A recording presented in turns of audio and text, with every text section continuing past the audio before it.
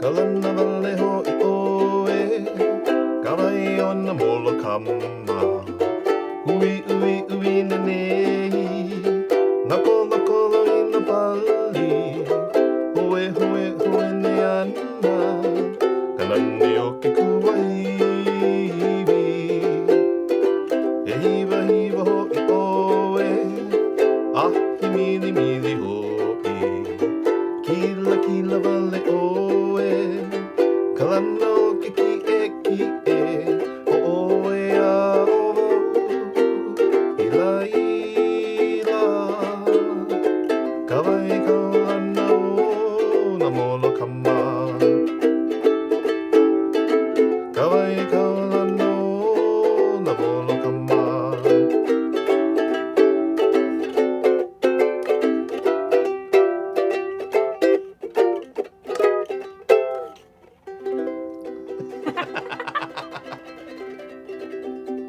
Nice. Nice. It's crazy. Yeah. So what you got there? So I have an 1895 manual Nunes Ukulele. It doesn't have a fingerboard, which is like so foreign to me, but it's like I was telling you earlier, it feels oddly comfortable in the sense like both of my hands are working equally as hard. Because the distance from here to here is the same, pretty much from here to here. So it's like it's very oddly right. I don't know. And I'm playing the 1895 Santo. You can tell there's a wear and tear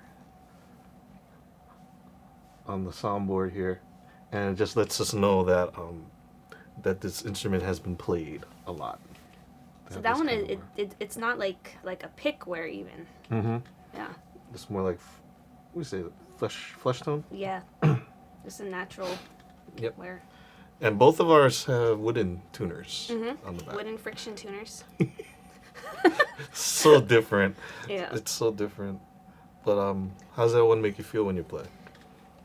It has a very happy feeling, just from the instrument itself. Like, there is a very colorful, bright vibe that it gives off, which I really like. How about yours? Mine, I think we're both just appreciating the history of Mhm. it. This one's from 1885, so it kind of takes me back in Hawaiian music history who was around, like Mikia Kealakai and Alfred Lohikea. That the instrument was there, Mhm. and possibly the composers of that time used them, Mhm. but it just makes you appreciate it a lot more. It really does. Yeah. Yeah. And I think what most people can't experience as we're sitting here, these are extremely light. They're Very, like not very even a light. pound, like half a pound at the very most. It feels like you go to your mailbox, you pick up an envelope, and that's it. Yeah, pretty much. Pretty much. Yeah. But then we're also seeing, man, we're geeking out on the details and how these instruments were handmade, Yeah. not done by a machine or a laser etch or Like everything was cut leave my and hand. inlaid and just. And you actually noticed something on one of the ukuleles. I think it might be that. Was it that one? I think it might be that one. I don't know if you could pick it up. Can you It see? was a different one. Ah, Oh yeah. No, yeah. It was the other one. it was the other one. Yeah. But some were handmade to the point that Brittni noticed the So the a frets fret- were spaced. Yeah. So like the fret. I want to say it was like the 8th or 9th fret, but it was so close together, and then like the 10th fret was like twice as wide. It was great. But it's those little details like that make playing the instrument and being able to experience it a whole lot more meaningful. But almost, because the more I examine this one, I'm noticing, I think you can see it too, but the wear and tear of the fingers on the Right, the board pits. and Yeah. where they are. I don't think it passed the 3rd fret Yeah. at all, but you can definitely Yeah. see where it was pressed and stuff, which means someone played this thing hard and a lot, and they pressed down Yeah. a lot. I think yours has some asymmetrical parts on the headstock too, The right? headstock Just to here. kind of put into perspective on this instrument, how much by hand, it was made. I'm just imagining how long it would take to make one of these, like from scratch. Mm-hmm. It's just Yeah. It's puts so- the modern times in perspective, Yeah. at least for me a little bit. Just, but hearing these tones transports me back to when I first picked one up, Mm-hmm. and Yeah, just for sure. appreciating like where we came from. Mm-hmm. Like, Yeah. For me personally, it means a lot being able to play these instruments, because I am half Portuguese, and these instruments were made from a Portuguese person, so it's like this is like the instrument of my people. It's really cool. It's really, really fascinating. because they immigrated to Hawaii and then they flourished building these instruments that were from home. So. Yeah.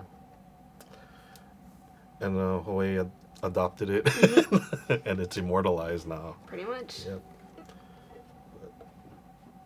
You want to play one more? Yeah. Because the song I played was called Navai na Kola Kola. It was written by Alfred Lohikea. And what was revolutionary about Lohikea in the time was he was one of the first to implement swing. So you'll see it in a lot of his compositions. And he was born in 1836. And so he would have been in his later years, but ukuleles and machetes, rajaos, the original parent instruments were around. And he possibly practiced on it or Possibly. wrote a song on it. And Yeah. Well, I was kind of saying earlier too, like these instruments now, we're playing it, but the people who played them back then, as musicians, we use these as extensions of our souls. So no matter what instrument we pick up over, our lifetime, we imprint our souls in them. So now we're picking these up and playing, through the souls of other musicians, and you brought up a good point earlier too. We were talking story, and you said one day our instruments will be as old as these, and that kind of it really puts everything in perspective because whoever plays ours after we're gone, they're in for a crazy they're ride. they're in for a mixed bag of They sure of are. experiences. But hopefully they'll be able to feel that too. I hope so. Yeah. I don't know if that's a good thing or bad thing. To each their own interpretation. What do I play?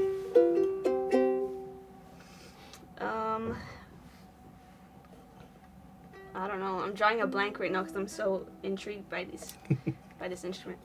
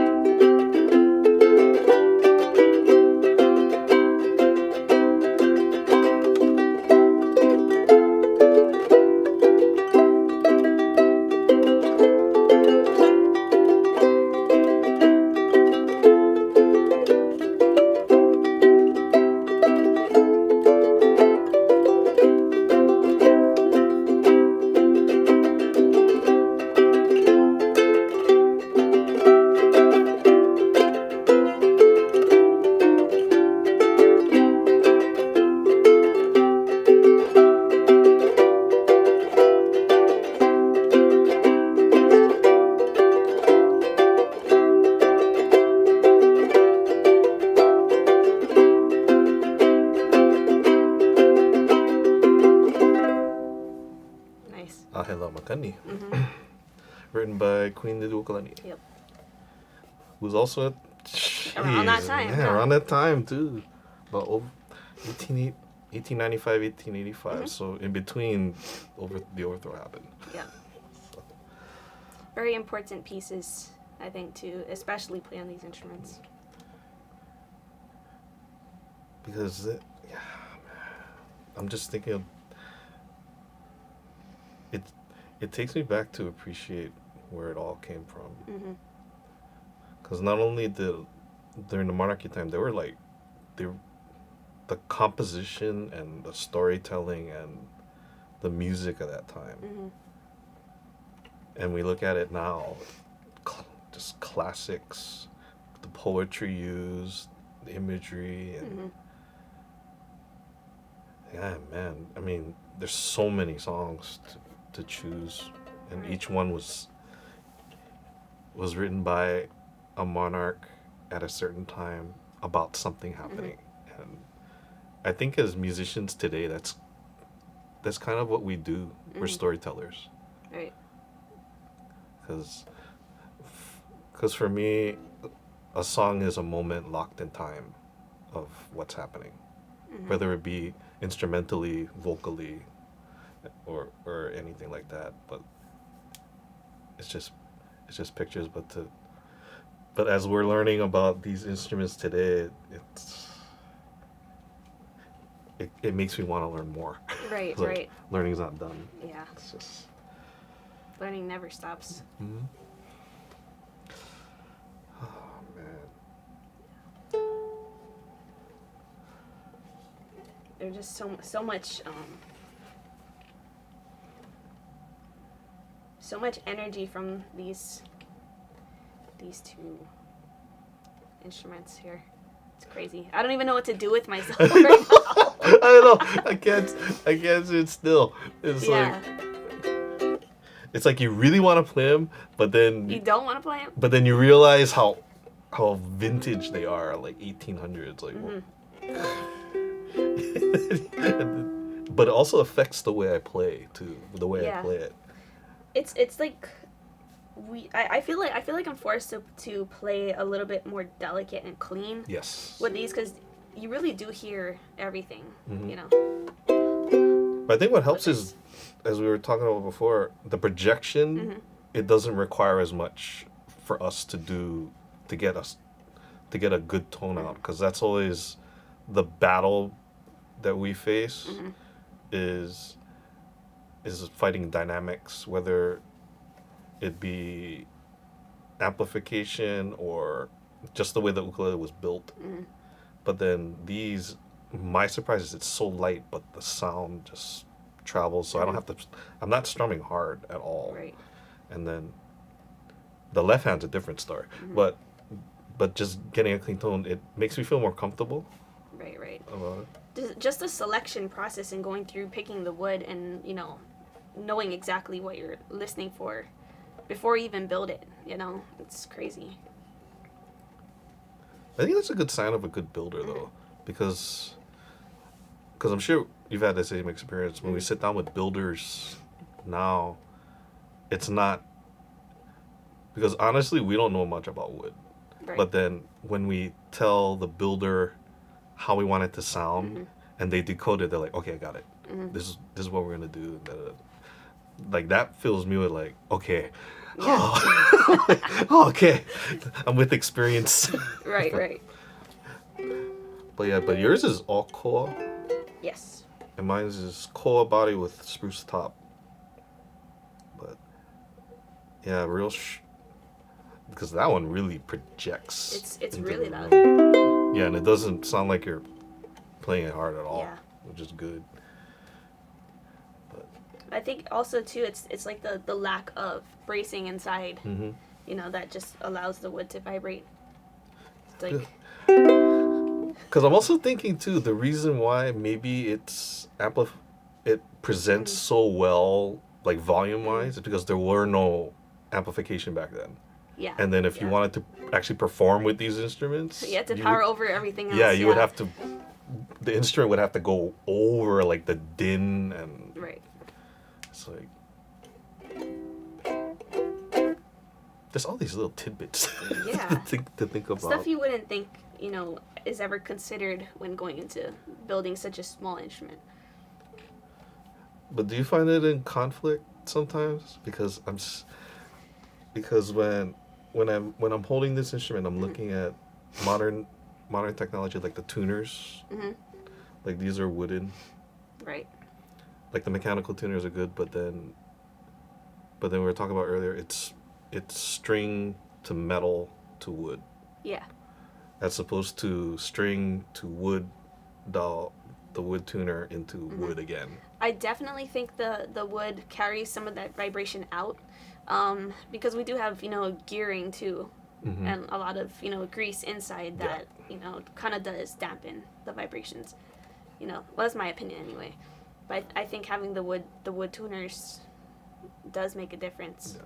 But I think what you were saying about the bracing too, it does make it light, but then I'm afraid to like ever like make any sudden movements with it. I wouldn't want to put a piece of paper on it. I don't know. But it's just. But then now, because we have amplification, we have pickups inside, a microphone, and you need the audio jack. But then playing ukulele this light that projects this loud without anything in it, it just feels kind of weird. It feels strange. weird to me. But we just add a spot pickup like right there. Yeah, I know. Yeah.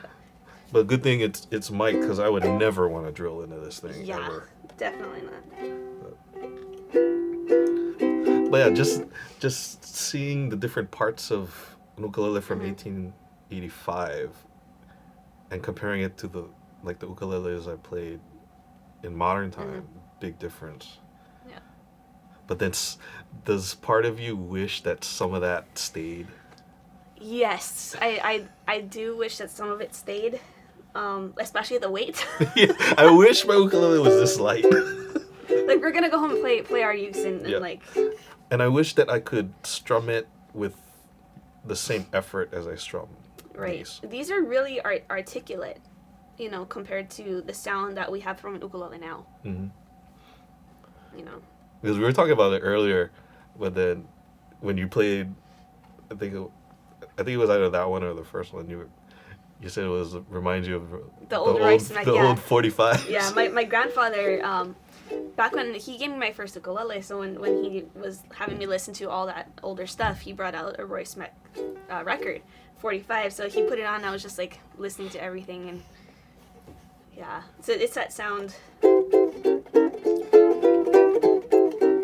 Yeah, that sound just throws you back to that.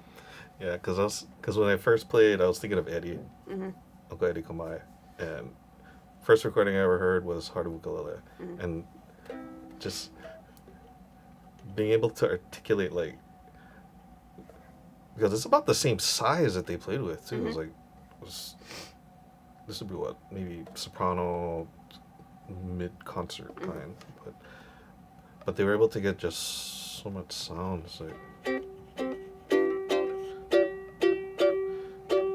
yeah, because that's why I'm not playing with a thumb pick today, because I don't want to risk anything. But yeah, because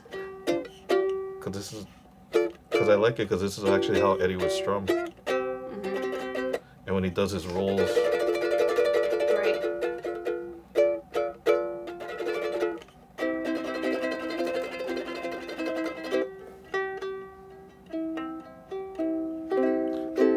Yeah, but yeah, it takes me back to the old style. yeah.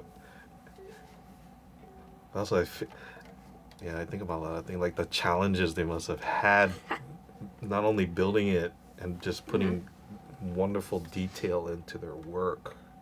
Yeah. Because, man.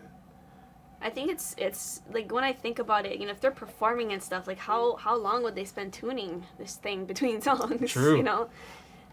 True, because it makes us really appreciate tuners and geared tuners, because like. Yeah, now even like the tuning forks we had to put to the bridge. I'm just thinking of how lucky we had it back then. Oh yeah. That's supposed to. But I mean, it makes sense, like, why a lot of records and recordings from that era aren't even in tune. Like, everybody's in tune with each other, but they're not. They're tuned to like 427.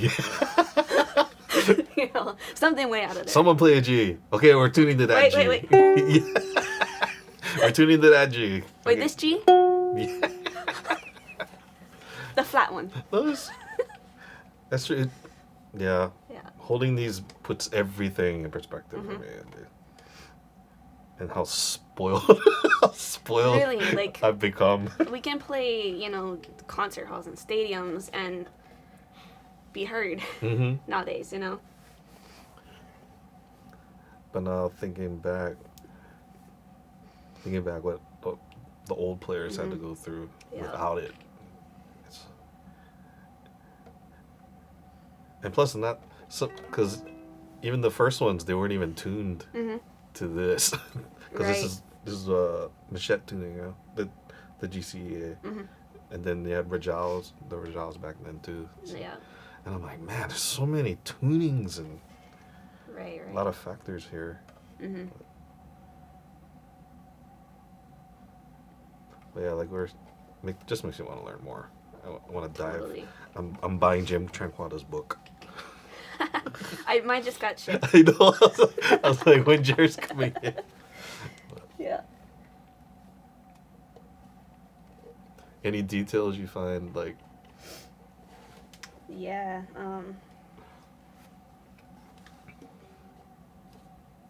Just like the amount of craftsmanship, Yeah.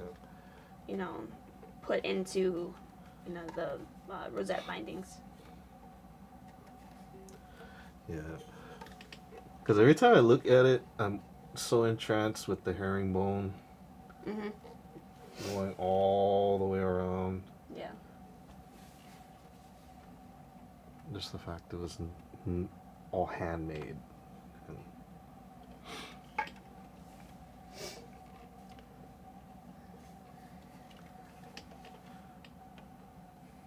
Yeah, it's crazy.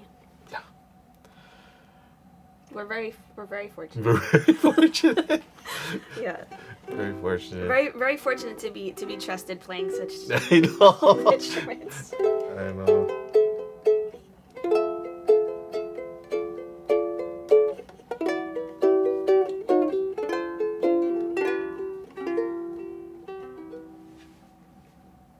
Yeah. Thank you, Sean. Yes, thank you. For letting us play.